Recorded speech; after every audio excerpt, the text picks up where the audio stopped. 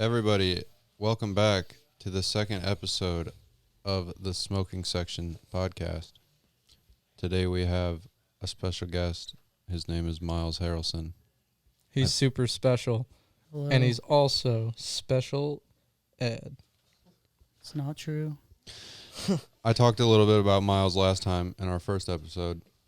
Yep. Except I didn't really talk about him that much because I wanted to save all of the talking about Miles for this episode. And if this is your first episode, you should go back and actually listen to our real first episode.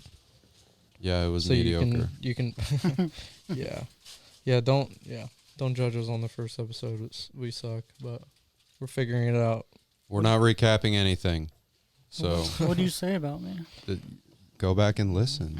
Yeah, idiot. Anyway. So, Miles, we're here to talk about you a little bit and also your experiences with us and our team, that is Team Smooth Brain. So, we're going to start this introduction off by the same way that we started our own introductions off, and tell us about, like a little bit about your childhood and how you grew up. All right. Well, from what I remember, lived in Illinois for a while till about second grade. Moved down here to Fort Wayne. Then lived here ever since. 2016, moved to California for half a year, a little longer. Came back, and yeah, that's about it. Skateboarded most of my childhood. That's where I got a lot of the extreme sports in me. Man, we didn't even tell him that we talked about that on the first episode. We did a whole riff on extreme sports into Really? drifting. Yeah, Yeah. so we'll go over how that affected your life later on, but continue on about your upbringing. Yeah. Yeah, you gotta tell us about your gorgeous father. Yeah, we Travis. touch on your father. A real gift. Hey, yo. Oh, Hey, yo. A real touch on you. A real gift to the earth. Miles' dad, Travis. Please touch on him. Everyone do yourself a favor and go look at Travis Harrelson's Facebook page, because it is a true gift that you should not be taking It's for a piece granted. of work. It's really something. He's pretty awesome. Yeah, he's been working like how many years on that? 60 or something? What, his hair? No, his whole everything. Yeah, I think he's about 60. Yeah, Dad's pretty awesome. He was very supportive of me skateboarding and whatnot. He used to take me and my friends to the skate park, hang out there. He built me a half pipe in my house at one point. What a thug. Yeah, That rules. yeah. He was big on people coming to us. Funny enough, Pause. funny enough, my childhood friends would always make fun of me because probably, I don't know, like 7th, 8th grade, like my parents did not want me to leave the like property without like them being there with me, whatnot. Like they just did not trust me and my friends to go out and, live. And God damn it, were they right. Yeah, yeah, for real. So my parents made sure our house was a good, fun spot to be. Yeah. We always skateboarded there, and So you didn't have to leave. exactly. Yep. They had their eyes on you, brother. So you had a pretty wholesome childhood. Yeah, I would say so. Any siblings? I got a half brother. I'm like 28 now, so he's 38. I mean, we're not that close. We're cool and all, but like, I would only see him maybe once a year, twice a year on like a good year. So I mean, we're good. We like each other. Every time we're with each other, like we're good.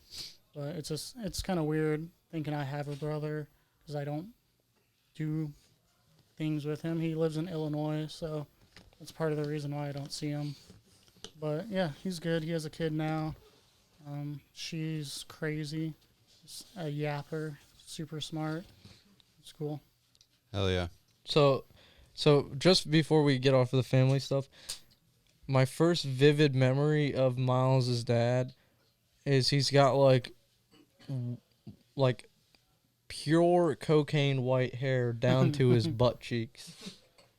And he, like, that was the only, like, his dad is very supportive, and we absolutely love him for it. Like, I remember watching him drink Modelo's at Lake Erie Speedway, and just, like, walking around, like, in his style, like, which is super respectable to just, like, own it, you know? Like, that dude wears, you know, tie-dye pants, tie-dye shirt. Like, he doesn't give a damn. Like, he's got his 80s Well, you're rocker making him style. sound like a hippie now. Dude, he's not a hippie. He's a legend. He grew up in California his Yep. whole life, so a lot of that is from him being in California. He moved with his best friend to Chicago.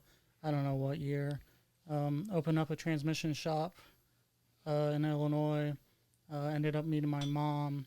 They had me, and then eventually moved down to Fort Wayne because my mom's brother lived here, so they want to be closer to family. But yeah, a lot of stuff from him is this California swag, I would say. Oh yeah, Oh, you can yeah. see it for sure if you It's ever obvious. meet Travis. Yeah, super cool dude. He loves Mexican food too. So how did you get into drifting? Like what from like your childhood moved you into drifting? So there's quite a few things. One thing for sure, a lot of people, I'm sure it's the same way, Tokyo Drift.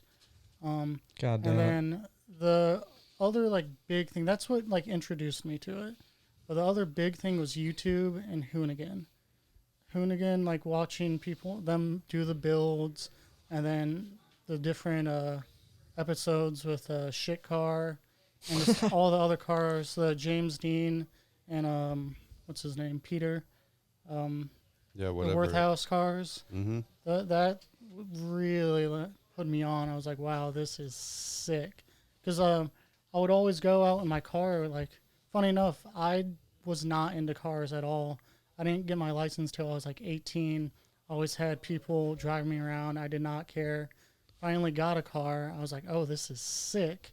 Would race everyone I could on the highway, roads, whatever. People hated me. Yeah, I hated you. Yeah, didn't even know me. And you You hated sucked. me. Yeah.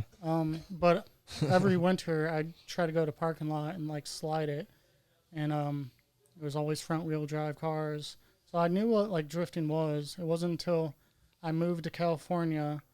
I took my mom's Toyota Corolla. It was like a 2016 or something like that. What year were you in California? 2016. And yeah, I think it was 2012. I forgot what year Corolla it was. Moved down to California. Saw so many nice cars. I was like, oh man, I want something cool. This Corolla is like slow compared to my Grand Prix that I had back in Fort Wayne, which, you know, it's also slow, but it's faster. And I was like, I want something cool. So at my apartment complex, there was a E39 BMW. It was a 540i. And I used to go on YouTube and look up like 300 horsepower cars you can buy under 10 grand or whatnot. And that was actually one of the cars. And I looked outside the window and there was one for sale. I was like, oh, that's sick. Huh. So drove that around. They wanted too much. Looked on the internet. There was one in Compton for Oh like my my God. price range. I hit them up. I was like, yo, I got a Toyota Corolla. Will you do a straight trade? And he was like, yeah. So I went over there, traded this like 30 mile per gallon thing for, you know, like a 5 mile per gallon V8 BMW. Sounded sick, had a muffler delete. And I bought that in Compton, immediately drove it through Inglewood, started overheating, had to stop at a AutoZone, got coolant. This was like before I really knew about cars.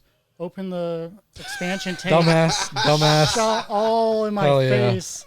That is what you get. Dude, I think everybody has done it. Like, had sunglasses, I sometimes was you know lucky. what's gonna happen, but you still like do it anyway. You're like, oh yeah, this has got to help. Doesn't help, dude. Doesn't even help a Never little. helps, no. Doesn't help a little. And you also come on with 3rd-degree burns. Yeah, like, it hurt. oh yeah, good one. Who's keeping that trend alive? Jesus Christ. You gotta keep it going. Everybody has to do it at least once. Yeah, it's a rite of passage. Getting your absolute flesh burned off by 250-degree coolant. Dude, it was bad. I had That's sunglasses on, so it helped. But Oh my god, dude. yeah, those were like almost one with my skin after that. I But think you got radiation. Hey, after that. pro tip. I've heard that if you get like some really bad chemical burns from cooling like that, you can use pickle juice. So like if you're at home, just dump the jar of pickles on yourself. Yeah, or just like fill up your bathtub with pickle. Pickle, yeah. what about pissing on yourself? No, I don't think it's the same. Okay. It's pickle. So Miles, can you tell us why didn't you just start drifting the E39? Okay, so that was kind of the plan. It was an automatic at that point.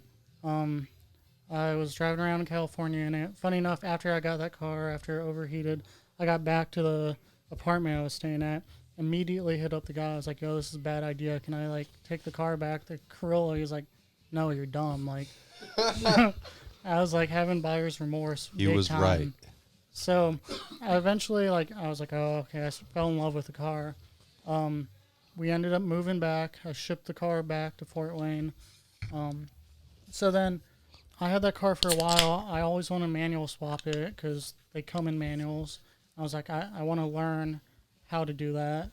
And I had that car for a year or something. And my brother's dad got really sick in Chicago, and he needed someone to come like help watch his dad because he was like on not death row, but like His deathbed, yeah. So He was on death row. it was kind of crazy because Oh I my never God. met the guy before. So I went over there, basically babysat him. He was like not well. I had to like bathe him and stuff. It was a crazy experience. Oh no. Miles, you're a How old were you? freak, How dog. old were you when you were doing this? Allegedly. Probably 20 maybe. Okay. Yeah. How old is this 26, guy? 60 something probably. So yeah, Your brother's dad. yeah. Cleaning him up, Yeah, it was crazy. touching on him.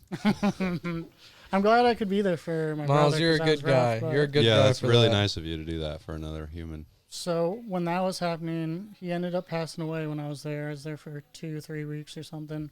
And like right after his passing, they had their funeral and everything. And I was gonna be there for another couple days or something. And I woke up one morning to someone knocking on my brother's door. And he answered. He's like, "Yo, I just smacked that BMW out there." I was Oh, like, "No way!" My brother woke me up. He's like, "Yo, someone fucked your shit up." I my went God. outside, and yeah, dude totaled it. It was bad. At least he came up though. Well, yeah, he tried to drive away, but neighbors were there, and his car got destroyed too. cooked. I think he was in like a Nissan Titan, so Dang. yeah, it took it out. So I got paid out pretty good on that, but I was stuck in Illinois for another 2-3 weeks dealing with that. Eventually got paid out, went back to Fort Wayne, and with that money, I ended up getting a manual E39 540 and then an E36. So Doubled up. Yeah. And Damn. What a come up. I wanted to drift the E39, but then I started looking into it, and everyone's like E36's platform. There's so much aftermarket for it, so I ended up doing that. And what year Yeah. is this that you got the E36? That's probably still 2020? this is 2019 Okay. probably 2018 2019. And yeah, I ended up going back to Chicago. That was a sketchy story. Oh my We bought god. that car in Chicago with my brother. Brother was pissed because I just hit him up. I was like, "Yo, So you're talking about the E36, right? yeah, my first one." So you were in Illinois at the time? No, I went back, but You were I- living in Fort Wayne, but Yes. picking up the car in Chicago? Yeah, I was back living in Fort Wayne. Found it on Marketplace. Hit up my brother. I was like, "Hey, I'm gonna come visit and let's pick up this car." Went over there. Dude sent me the address. Pulled up to the house. and it said vacant on the house. I was Oh like, my oh, that's God. sick. He's like, all right, pull up in the back to the alley. My brother's like, dude, you're dumb. I was like, I want this car. So we went in the back alley, and the car was there. It was middle of winter, and it was stuck in some grass back there. So did you get to test drive it? So I ended up not test driving it, but I went on a test drive with the guy. Oh my God, you're so That's dumb, yeah, Miles. yeah, dude, I was Jeez. young and dumb, dude. I just wanted a car so bad. Hey, had I've a- been there, bro. My dad had to test drive me. Thing had a carbon hood and everything too. It was Hot Boy carbon hood, carbon trunk. It was like I think you wanted Fiberglass fenders. yeah, fiberglass fenders. I've never seen with the vents in it. It literally had the worst paint job I've ever seen. Oh yeah, spray paint. Oh my God. The really sides, bad. the side trim was wood screwed on. Yes. I hope you guys all know. It's right now, just that you were talking it up a little bit, and I don't want people to get the wrong idea. The Listen, car was thing not was great. really whoever's bad. out there listening right now, go and look up at tsb.miles and take a look at his current car. And then I just want you to know that if you scroll down enough, you'll find a car with matte black side skirts, OEM side skirts. If it wasn't for Cody, he would still have a car with matte black side skirts. Yeah, I got a lot to thank to Sam and Cody for a lot of my stylish things on my cars because I don't Said a know lot what of I'm hurtful doing. things to Miles. Yeah, I don't know what I'm doing. We love Miles so much that we just want him to look cooler and cooler and cooler until he eventually figures out how to be cool as hell. He's cool in getting his there. own way. He just like all his personality coolness is like off the charts. He can't just make his car cool. He's like too busy being the coolest guy ever. It's just what we call glazing. So go on about your buying the E36. You went with the yeah. test drive with him. Yeah, I went with the test drive with this guy. Dude was a maniac. Was he showing you what it had? Yeah, Like so giving funny her all enough, she had, the beans? yeah, Yeah, funny he was like, enough, "Oh, he was- check this out, dude. This thing can do a spin a wheelie." No, he didn't do any of that. When he was messaging me and stuff, and when I was there, he's like, "Yeah, my cousin, blah blah blah, engine swapped it. Said it was a M engine in there. It had like the M power valve cover plastic piece on and stuff." He's like, "I'm not sure if it is or not." And at this point, I didn't care. I just wanted the car to, go drifting in. So we took it out. Felt fast. It was sick. But dude forgot to like fully latch the carbon hood. So in the middle of the test drive, hood flew up, cracked the windshield, cracked the carbon hood and shit. And yeah, that wasn't cool. We got back.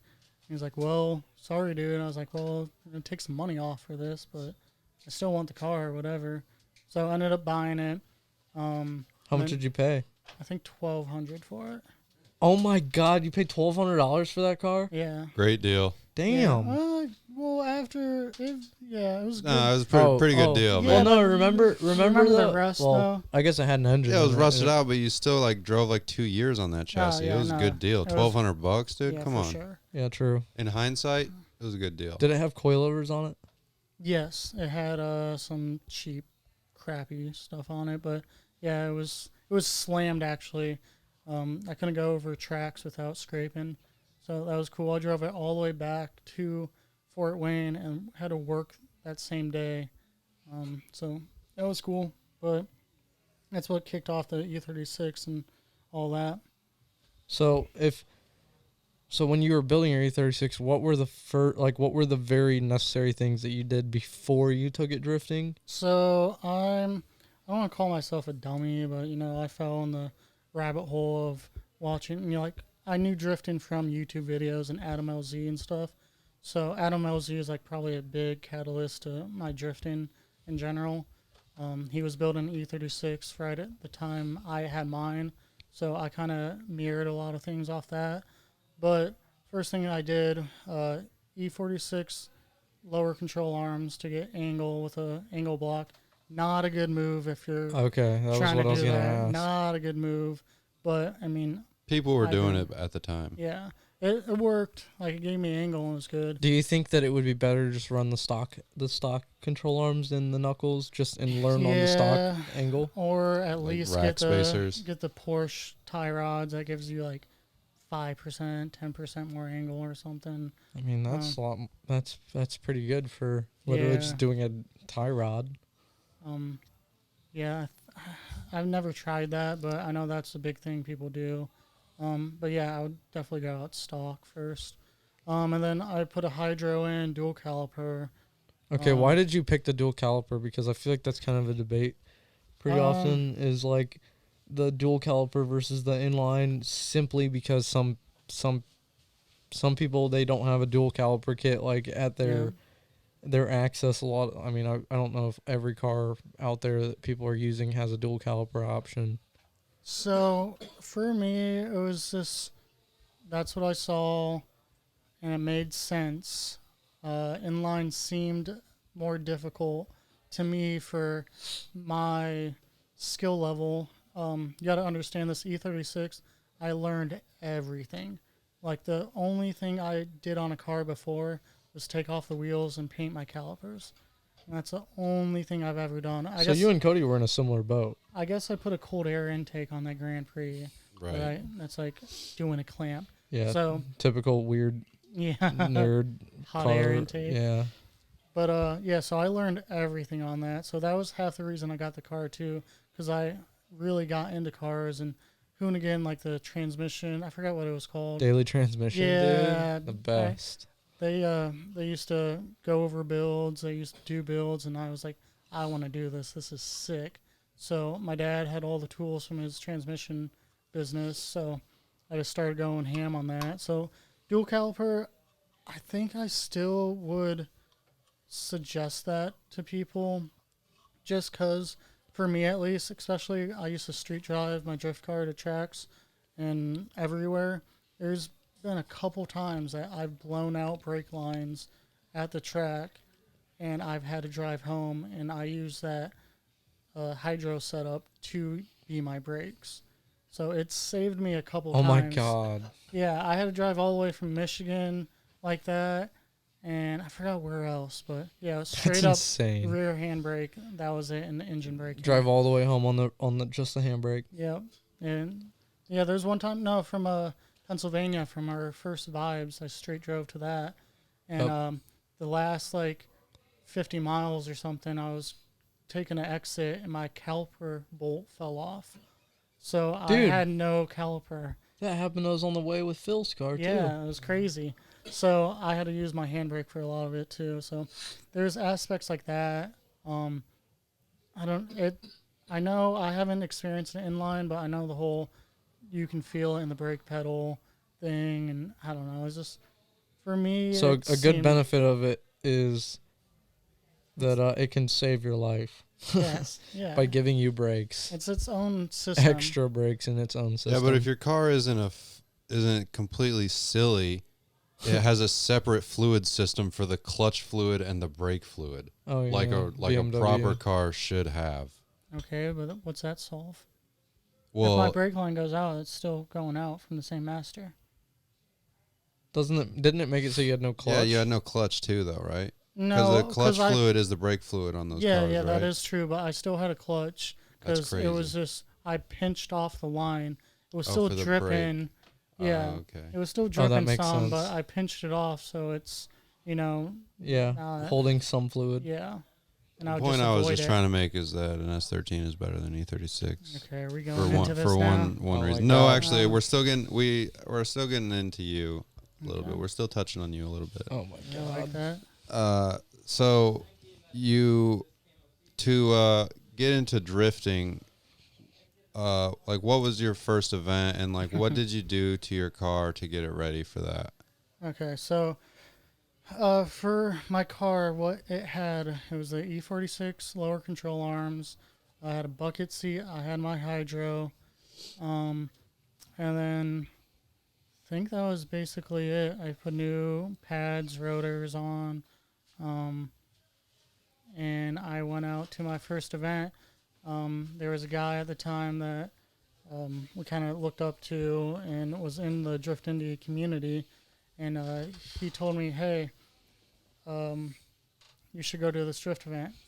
Actually, circle back a little bit. My first drift event ever was supposed to be Riverside, which is now SMP. It was a Riverside event that I was going to go to. Oh, I guess I also put a radiator in the car, upgraded CSF radiator. And the night before the event and the morning, my car was overheating. So I spent all night trying to bleed it, and I spent all morning trying to bleed it. And I remember my dad was going to go with me, follow behind me, because I just built this car, and I was going to drive it 3.5, 4 hours to a drift event, possibly total my car, trying to make it back. So he's going to follow me. Was he sketched out then? Oh, for sure. But, he was supportive. Yeah. But woke up early that morning, kept bleeding. And I was getting closer and closer to time I was supposed to be at the track. And I just never got the car bled. And it was overheated. And I was, depressed, sad, on my couch, so upset. And funny enough, my dad was actually, more upset than me because he saw how upset I was. And he still talks about it till this day about how upset I was that I didn't make that event. So I didn't make that event. 2 weeks later or something, there was Drift Indy Street League, which is their competition series. And one of the Drift Indy crew at that point was like, hey, you should just drive this event. I was like, okay, cool. So first event ever, both my dad and mom went to that event. Get out there, get on track, go to drift and just understeer. And then do another turn, understeer. And I did 3 laps of that and went back to the pits.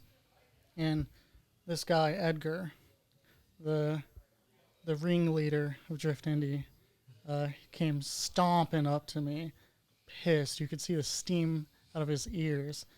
I think rightfully so though. Just before we get into that. Yeah, for sure. He was in the right being pissed because you were a lost puppy dog. Yeah, and if you ever been to a Drift Indy Street League, especially practice, they send it hot because these guys know what they're doing. So I'm getting sent, and then 10 seconds later, there's someone behind me getting sent. So I'm over here going to a turn, understeering, damn near stopping in the middle of the turn, and some guy that knows what he's doing is coming in hot. So I'm I can total someone's car because I don't know what I'm doing. So there's good reason Edgar came up angry. He came up to me, he's like, what are you doing? And I was like, I'm trying to drift. He's like, who told you to come here? I was like, so-and-so did. He's like, you should not be here. I was like, okay. And then we look back at my car, and from that Riverside event, I put in some coolant dye. Oh, that's the whole reason I couldn't make it, because I took it from coolant to water, and then it was overheating, so I thought there was a leak, so I put some UV dye in it. So when me and Edgar looked back at my car, it started to overheat and was spewing water out of it, and it was green. Uh-oh. So he looked down, he's like, and your car has coolant? I was like, no, it's just dye, I promise. He's like, you need to get out of here now. I was like, oh shit, and my parents are looking up at me, just seeing me get screamed at. Oh my god. And I'm just like, oh my god, this is horrible. So I went back to the pits, kind of packed my stuff, went to the pavilion with my parents. We were just talking. I was being a little sad boy, and I was like, what am I doing? This is stupid, blah, blah, blah.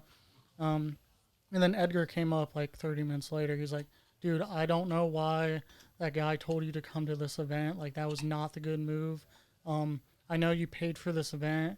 You're not driving anymore, but we have I think it was an October. No, I think it was a July event.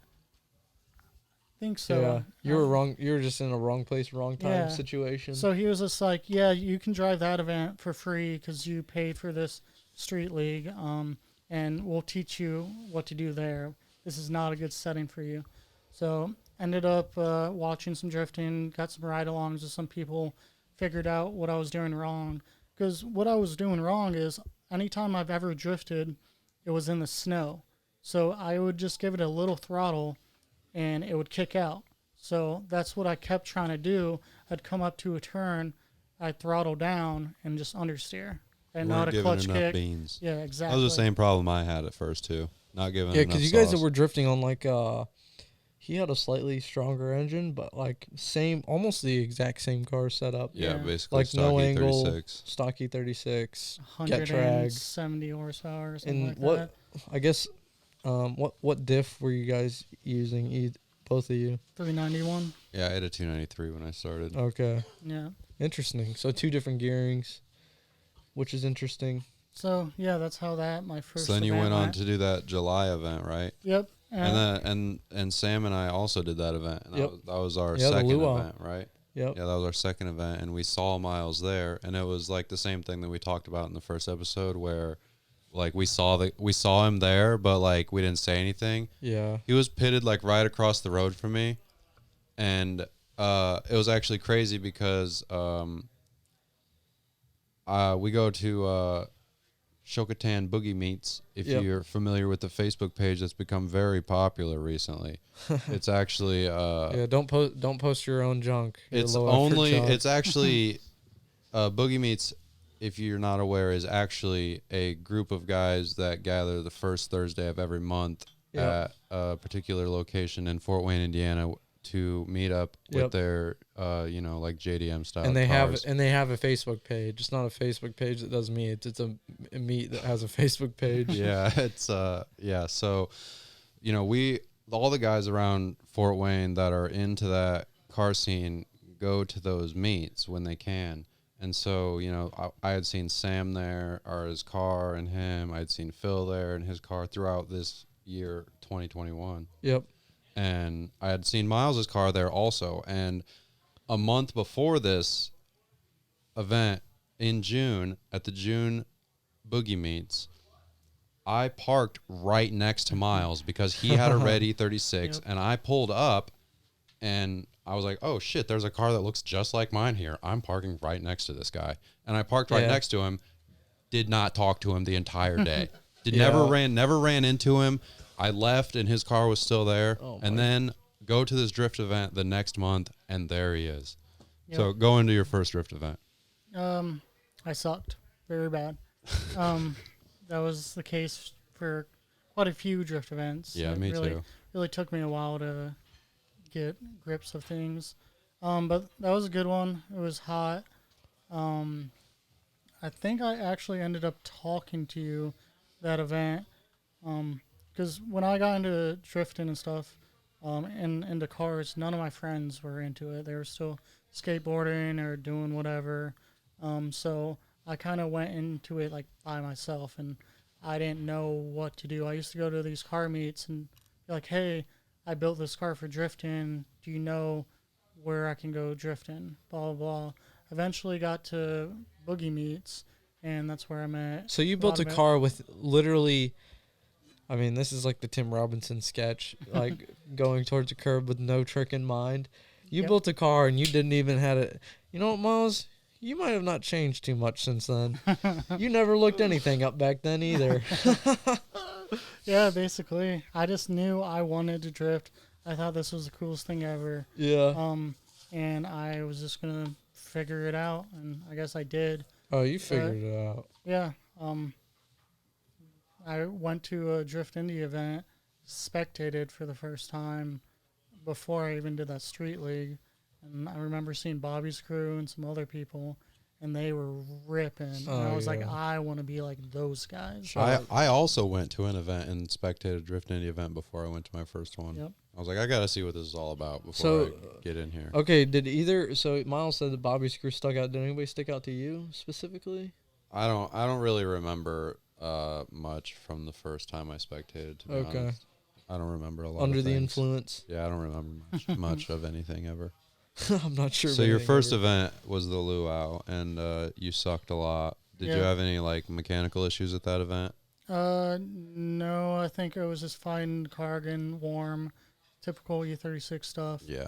I just didn't have a big enough fan on it or whatever. I don't remember. And you were street driving? I street drove. How long did you street drive? Probably 2 years. Interesting. Basically, the same time you guys got truck and trailer. Yeah, I remember street driving with Miles to events all the time. Yeah. Like, You're wrong. I had a truck and trailer the whole time. Oh, really? So- yeah, ever since I started driving. Oh, bougie ass dude. so I have a question, Miles. Yeah.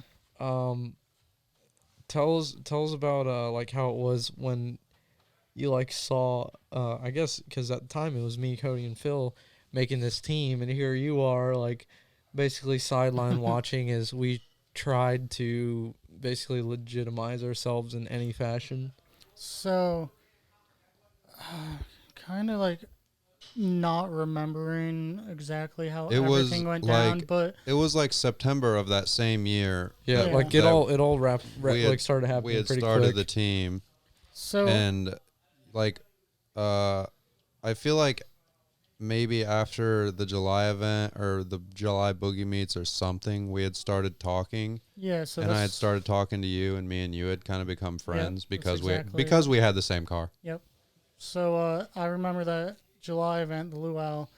I met Cody because I asked him for some stuff, and then he was like, "Oh, you got an E36? I got one." Kind of got acquainted with each other then. Realized he was Fort Wayne area. He went to a lot of car meets, knew about boogie meets. So after that event, hit up Cody, started helping him with his car. He helped me with mine some. Yeah, that was the one thing I remember Cody saying. Like, he came to me and Phil, like, because me and Phil had started this team, and, like, we didn't know you, like, at all. Like, we just kind of, like, saw you in the side, saw you at boogie meet, saw you at events, and we were like, Mhm. oh, what's up with this dude? Like, he's kind of, like, around, like, you know, you're always, whenever you're, like, feeling people out, you know, you don't want to always be fully into it, which, you know, Cody's a pretty, like, when you get to know him, he's outgoing. So it seemed like when Cody he was like, hey, this guy, he's really good dude. He's always willing to work on anybody's car. Like, And that was my big in. that was the selling point, was like, listen, this guy, Miles was always helping me work on my this guy car. will Yeah. come help you. He'll drive 30 minutes to your house and help you with your car if you need an extra hand. And that was like the nail in Well, the that was the coffin. thing too, because for mine, I forgot I welded the subframe reinforcement in my car too. Like when I built my car, like I did everything, did all the checklist of what to do to make this thing a drift car. So when I saw Cody was local. I'm finally now getting into the drift scene, finally meeting some guys. Like I did not get into the drift scene like knowing much about drifting. Like I said, Hoonigan, them doing burnouts and stuff, and then seeing some drift cars, and then Adam LZ. That was like my extent of drifting. So I didn't fully know the full history of it, blah, blah, blah. So a lot of this stuff I was going in very blind. So I clinged on to people that were cool and in the same scene as me. Cody was that. He was a good guy. I was like, well, I know if I help him, like, He'll be my friend. he'll be my friend, and this will be beneficial. And I've done everything to my car, and this guy's car needs a lot of Yeah, this. little did you know he was So- taking advantage of you. Yes. He had a nice warm garage, so. But yeah, that was a big thing. So then Cody, you know, I don't know, a month or so in, started being friends with him, helping him out with his car and stuff. And then he gets put on this team. And I was like, who's these other guys? Sam and Phil. I think I might have met you guys before that. I'm not sure. But I was like, oh, that's cool. Cody like got put on a team because of red cars and stuff. I'm like, I still suck pretty bad, so. I Yeah, don't dude, we think all I- sucked, dude. It was so bad. But you guys were a bit better. Phil like knew what he was doing, Phil that knew what he was point- doing. Sam could link the track well. I Yeah. was beginning to link the track and I Yep. was still like struggling. when we started this team. Well, dude, I feel like part of the whole thing of why we even started was just because we wanted to just like be a part of something, and Exactly. Yeah, it was and like it was like it right was time, right and place, right color cars. we It was like, dude, all started, and we knew that it was going to be way easier together. oh, dude, like it for would be sure. way harder on our own. It was like pack mentality. Well, Like it was drifting 100% helps. pack mentality. It helps so much. in And that's the drifting. thing that is like the best about team drifting is like you can take steps faster because like if I make a advancement, the whole team does. Yep. Right. And it's still Yep. it is 100%, and I can say that like without a doubt, it's still that way, you know. Like Yeah. C Daddy got a 3D printer. He's a good CNC dude. He can do CAD, and like that's a major an advancement, and like it's not just him getting the benefits of that, it's the whole team getting that. Mhm. And that's kind of like as everybody learns skills, we can share them with each other. Mm-hmm. So you're thinking, oh dang, all these red cars, and I have a red car. And I was like, well, maybe if I like figure some stuff out, maybe I'll be cool enough and they'll invite me and that'd be awesome. And then I don't remember, how did I get put on? I Did I feel get like jumped or something? I Dude, feel that's like a it good was, question. Oh, I man. forget. Yeah, I have a hard time remembering. I think we just like asked out of boogie meets maybe, or at an event or something. Like I feel like it was definitely shortly after. it was like, it was the same year, I think. Dude, it it was wasn't for sure over same winter, year. was it it? was so fast. Yeah, it was like within the same Because month. I feel like it was like right after we started our team, we went and It was the watched. three of us, and I don't even know if we drifted together. We had went and watched, or we went to another event, and I was like, hey, let's watch this guy drive, and if he does good this event, we'll put him on our team. Yeah. And Well, that was before we were like a team. I feel like we had July, and then by the time October came around, we had a 5-driver team.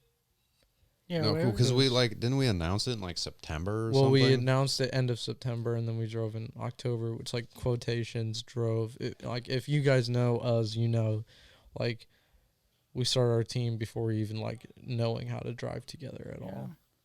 Yeah, and that was like the first event that we did together was what, Halloween Bash Yep. with 5 of us. Yep. And Isaac lived in Florida. Yeah. Yeah. Isaac was on the team, and he lived in Florida, and he drove from Florida to Killcare in Dayton, Ohio. He drove from Florida to drive with us, and Sam was the only one that had ever met him. Yep. Yeah, yeah, I'd never Yep. met him, and Miles had never met him. yeah, dude. It's And we so met crazy how him that worked out. The day that we met him, I mean, we'll go more into this when we have Isaac on, but the day that we met him, we were just like, yo, we got to have this guy. He Yeah. didn't even And want to be on he the didn't team want like it. Yeah, so, he didn't want it. So yeah, we'll go into more into the Isaac. Isaac stuff thing. when we have him on. But apparently we don't recall much of how Miles actually got on the team. Yeah. Did I ever actually officially join the team? Maybe I'm just hanging out. Maybe I'm actually not on the team. Yeah. That's crazy. Yeah, Miles just kind of merged in, I guess. Yeah, I weasel my remember way. exactly when Isaac got on, and I remember the exact boogie meets when Phil and Sam came up to me, but I don't. I feel like maybe Well, it was had it to the have been at the September. dude, it boogie was like a meets. thing where it was. When did we put I mean, the we probably banners on the shouldn't. We car? probably shouldn't dwell on this too long, but like, it was definitely like a thing where. Man, we didn't even have. We just had like banners on our cars. Well, Dude, yeah, I know what it at was. I know what it was. Cody's house. It was at Cody's house. Yeah. We took that all met photo. up and we drove to your house and we hung out your house. We wrapped Phil's bumper and we used the extra wrap and we made a banner for Miles. Oh Yeah, we got that photo. That was it. yeah. I remember. There's a photo Because of you that. came and you helped us and we were like sick. Because it was me, you, Phil, and Cody. Or me, you, Phil, and Miles and Cody. And we all drove to Cody's house. And then Was that after we boogie did some meets or work something? like a team does. We went and we did some work on one car and we all helped. Yep. There's Took some picture. There's a photos. picture of us posted up in front of our cars. I think on our Instagram Yep. of that day in Yep. front of my house too. Yep. From back Still then. up there. So Yeah. yeah, that's the day that I remember that. Yeah. That October event we all I drove can't believe we together was sick. forgot that. That is sad. Iconic picture too. Yeah. I always look back on that picture because we took like 5 or 6 Polaroids of Yep. that. None of them turned out. Yeah. I think I Yep, still have of one of my course. parents. Yeah, they're somewhere, all just but- like way too dark. Yeah.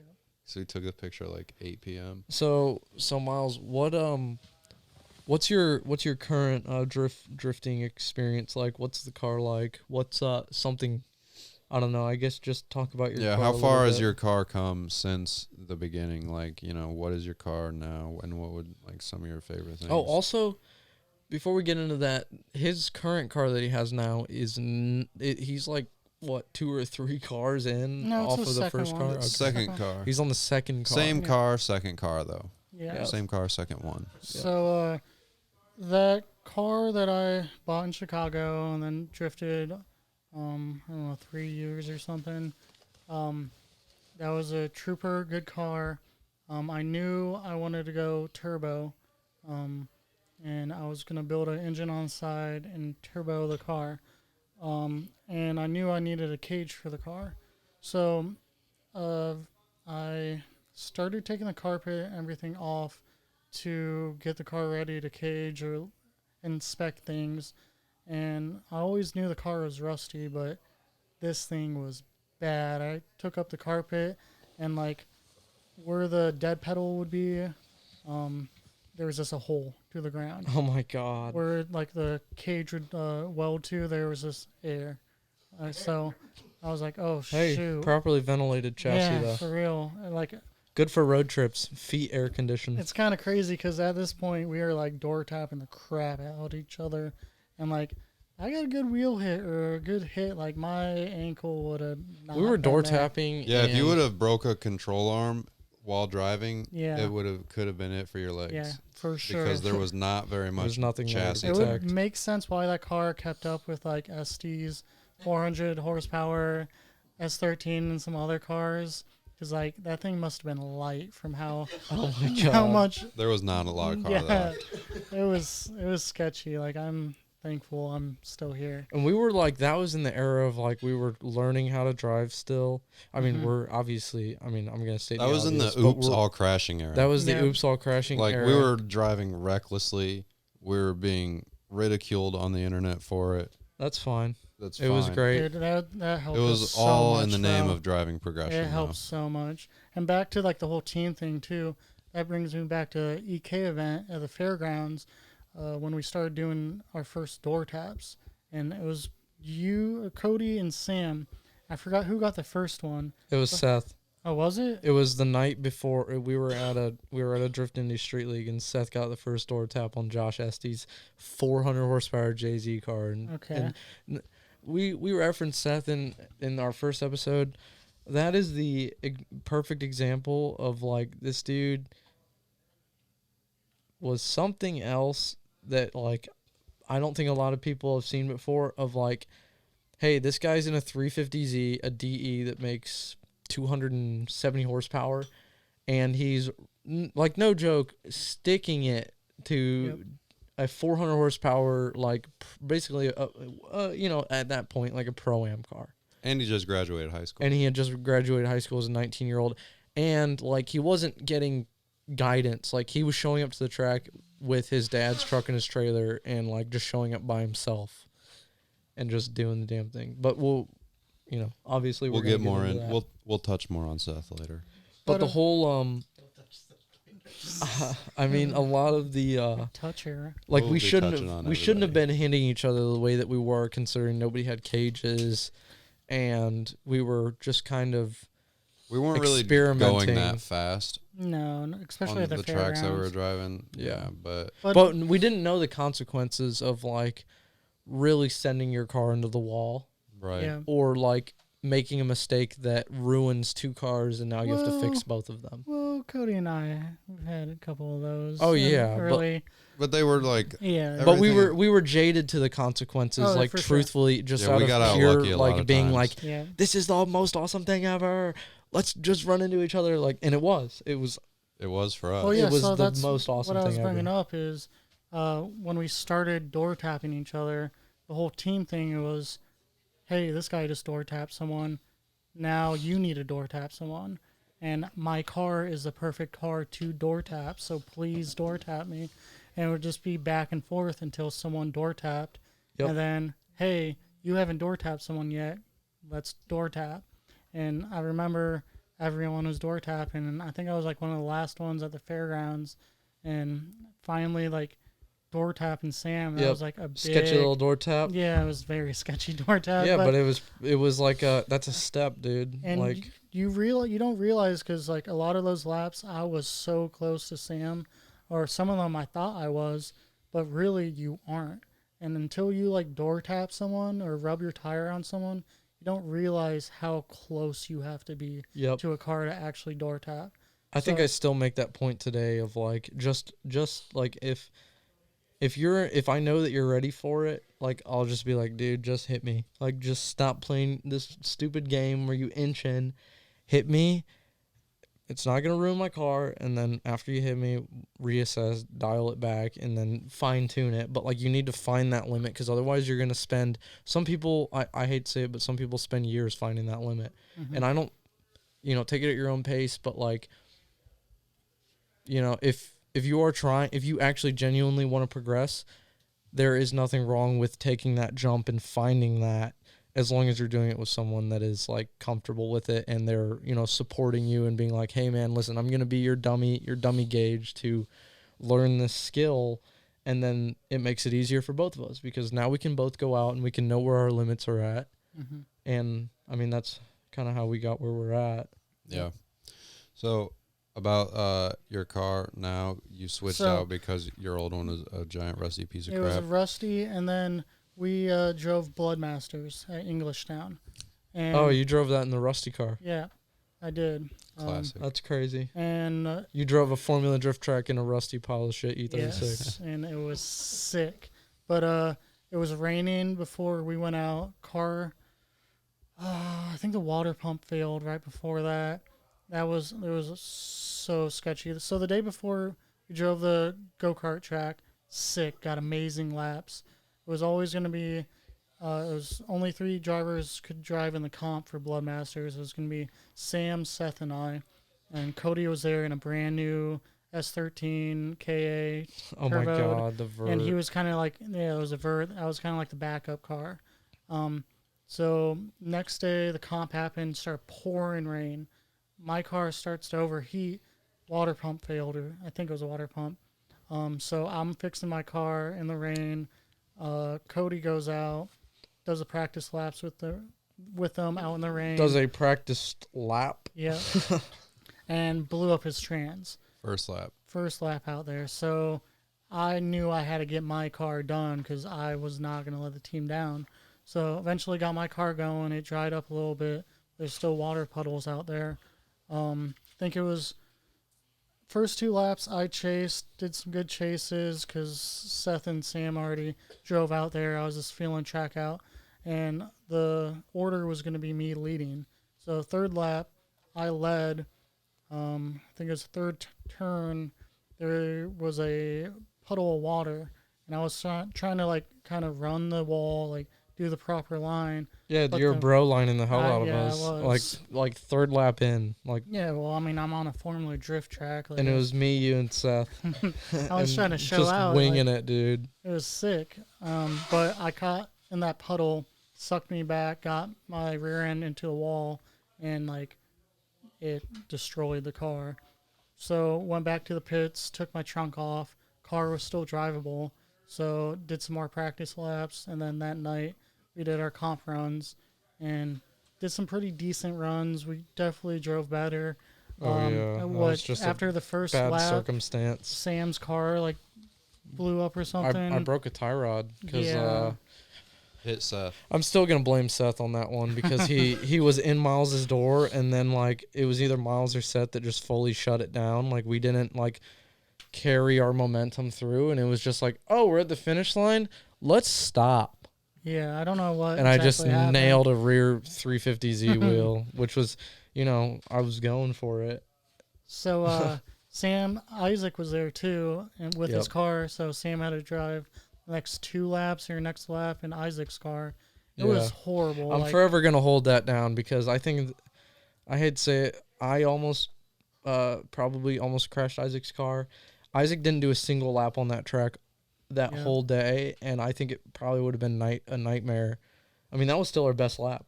It was. Oh, and, also. and the 3rd lap, yeah, so we supposed to have 3 laps, and then 2nd lap was good, and then the 3rd lap, Isaac's car had a starter issue, and I go to leave the line, and the car bogged down, and it turned off. And the key wouldn't turn the car back on. yeah. It needed bump started, So it and was we just Seth and forfeited I. our last run. Yeah. and I'm pretty sure Seth had to ratchet strap his engine because his engine was ratchet yeah. strapped down to the subframe. It was straight to the subframe. It was honestly, it was so sick to me, but so stressful at the same time. Dude, it was the Bloodmasters experience. Yeah, like it was perfect. It was so insane. Sick. Even to be like invited to go on that was insane.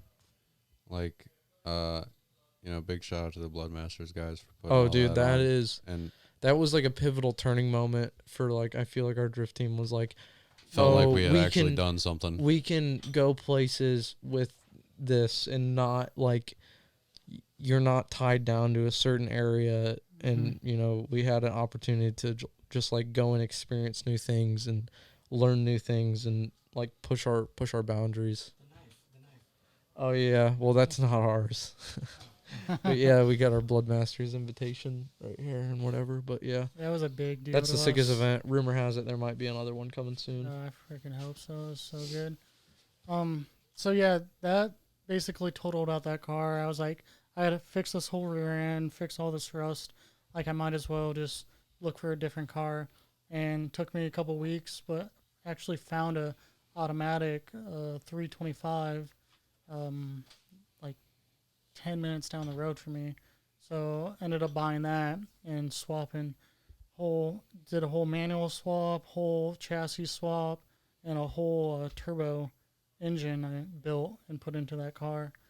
And yeah, I don't want to say fully built it, but I refreshed the engine, put a 2.8 crank in it. And you did it all yourself? Yes. Just off of literally just like YouTube. Doing research on YouTube? Yep. It was all YouTube and some forums, and then people like Dylan, who else? Using your resources. Yeah, just people that are kind enough to share information. Yeah. That's a big thing. Big part about drifting.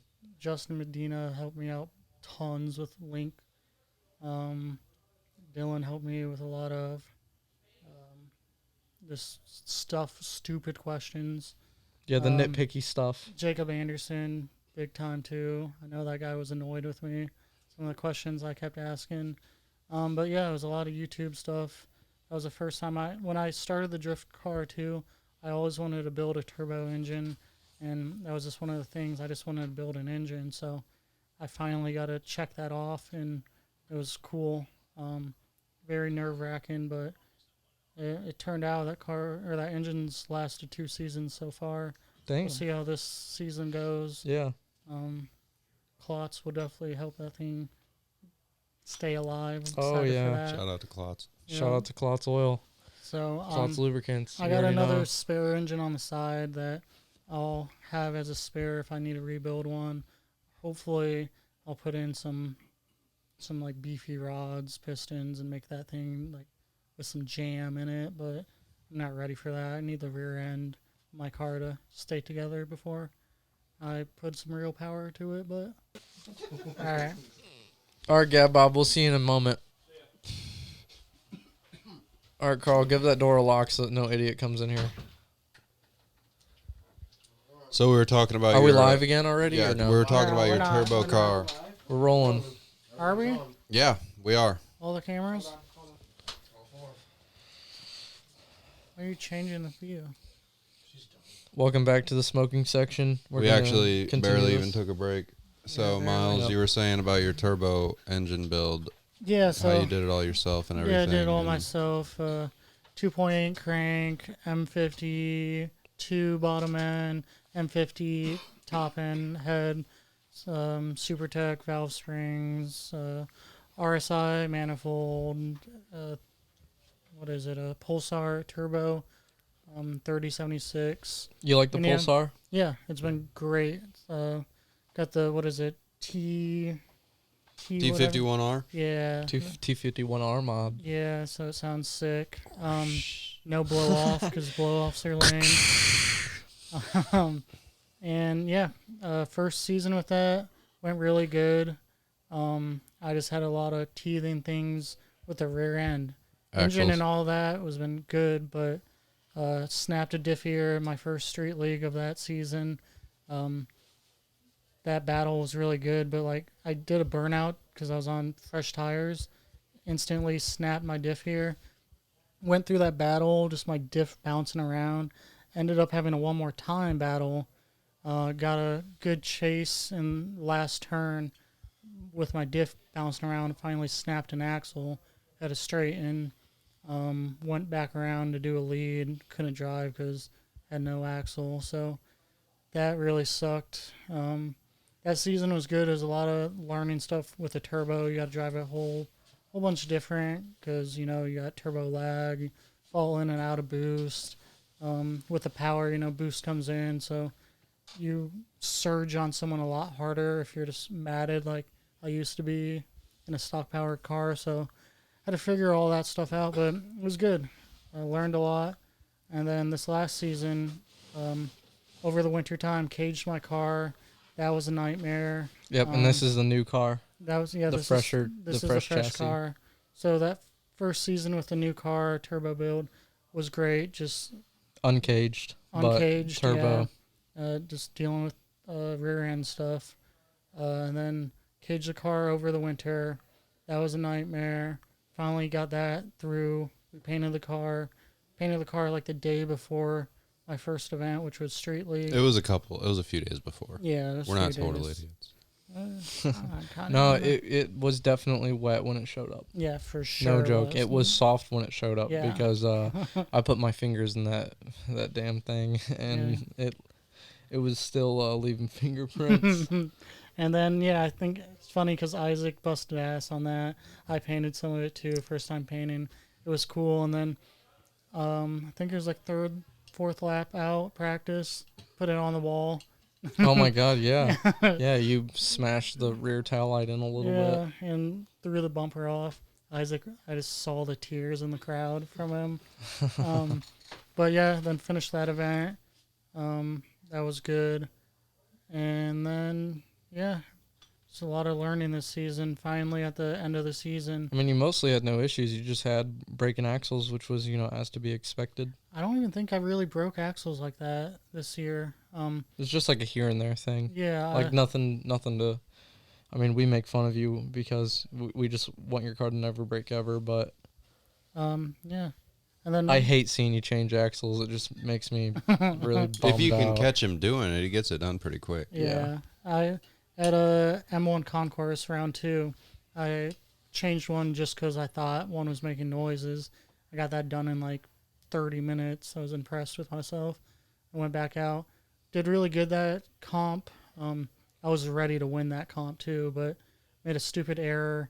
And I'm lucky I got kicked out or knocked out when I did because alternator was failing during the last battle. So that really sucked. I guess I'm lucky because I would have drove through that, probably blown up my car because, I'm in my comp mind. I don't care. I'm going to win. So that happened. Your car was getting really hot at that event too. Yeah. I remember like running over Oh, with the dude. water Yeah. sprayer Being like after your stoked. run Yep. and like spraying down your whole engine. Yep. Like, because it was like you were right up after that. Because I went like you were pretty close to the final in that, weren't you? Yep. I think I made it to top 8. I made it top 8. I was going to go to the top 4. And we were putting ice on top of the engine, on top of the radiator. The car was getting hot. We were just fanning the hood. It was intense. And then we did an EK event. There was a comp there. And I ended up winning that event. It was my first time getting on podium, doing any of that in a comp. And that helped me a ton confidence-wise. Yeah, you got man. some momentum going Yeah. for that last round of You street. took out Yeah. some serious cars at that. Yeah, that that was Yeah, good. you That did. felt really Pro-Am good. cars, Yeah, that felt really good. real Great Lakes. I mean, that kind of sounds crazy to say real Great Lakes Pro-Am cars, but yeah, some Sure. cars with some serious, power behind them. Serious builds. Mm-hmm. And then Street League this year, finally figured it out. Got the #1 spot. I felt amazing. Finally, from my first drift event, getting kicked out at a Street League to winning one. So felt really good. I have a question about that event because I literally wasn't there. Yep. Which sucked.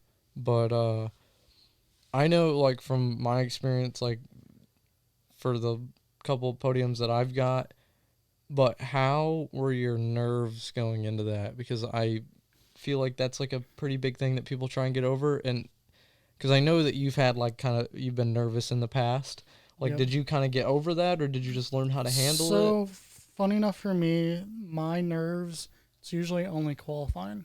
Qualifying, I get in my head. It's usually because I'm sitting so long. Qualifying's so long with so many cars.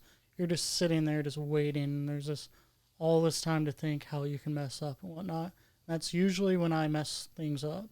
Once I'm in battles, I'm fine. And since I was seeded this season from my qualifying, I think 10th in the beginning of the season, I was seeded the rest of the battles or rest of the rounds. So that was fine. Top 32, I was just kind of getting tired waiting to battle because I was one of the last. And I wasn't really nervous. I know like getting tired is kind of your body dealing with nervousness. Yeah, it's trying to shut down. It's trying to shut down. It's like, oh, I can avoid this by just going to sleep. Exactly. That's kind of how I felt. I was like, well, dude, like, it's whatever. If I lose this, like, okay, whatever. But, like, I really want to win. I don't know. I was just weird in my mind. And then as soon as I did my first run, I was like, oh, I'm drifting. This is sick. Love this. And I won that first battle. And then after that, I was like, let's go again. I was just ready for the next one. So was it kind of a blur, or do you kind of remember? I mean, I kind of remember, but it was just a blur. I was like, I am going to win. Yeah. And, like, every battle, this is just me driving like I usually do. And I just champions win. mentality. I literally did. It just felt like a drift day. Yeah. And I'm usually trying to door the person every lap I do anyways. So it just felt like that. I didn't even know I was at my last battle when I was at my last battle. That's crazy. I usually, the same thing with that first event I won. That one was a little less organized, so it kind of was confusing where I was in the bracket. But I didn't know where I was in the bracket. And those were both top 32 brackets? I think the other one was 16. Okay, bracket. but the Street League is a 32 bracket, so it's you got to win 5 battles. Yeah, I was doing the rounds, and that was good. I don't think I did it one more time. Usually, all the other ones that I was really close to winning, it was one more time, and then I lost it one more time. Yeah. So. Did your car get hot at all at the last Street League that you won? The last 2 battles, I had to hop out my car, fan out my car, put some water on it, and yeah. So it seems like the only issue that you have is your car kind of gets hot sometimes. Yeah. Are you gonna do anything about that? So I got a vented hood this off season, so that should help a ton. That's massive. And then I got an upgraded fan with a fan shroud, and we'll go from there. And then shroud will help a ton. Yep. Shroud your fans, people. Man, Miles, I didn't even know you were doing that. That's sick. Yeah. Yeah, that's good that you're doing that. Jake Hadaway made me one. Oh, he made it? Man. Yeah. Shout Hell out yeah. to Jake. Yeah, shout out to Jake Hadaway. Dude, it's sick. look It was at his JH first time Custom doing Fab. Yeah. What a legend. Also, BMX legend. Yeah, really good Local. at BMX. We got to have Jake on. Oh, Jake will be on. Jake will be on a podcast for sure. Well, I think that's it, dude. I think we can wrap that up there. Yeah, it was good. You're doing great, Miles. Yeah. Thanks for coming on our podcast. Thanks for being on our drift team. Thanks for being our friend. And thanks for being just a stand-up guy that doesn't BS. Yeah. I think next time I'm on, we need to have the great debate. Yeah. Oh yeah. Hey, if you're seeing this, drop a comment if you want to see an S13 versus E36 debate or S chassis in general.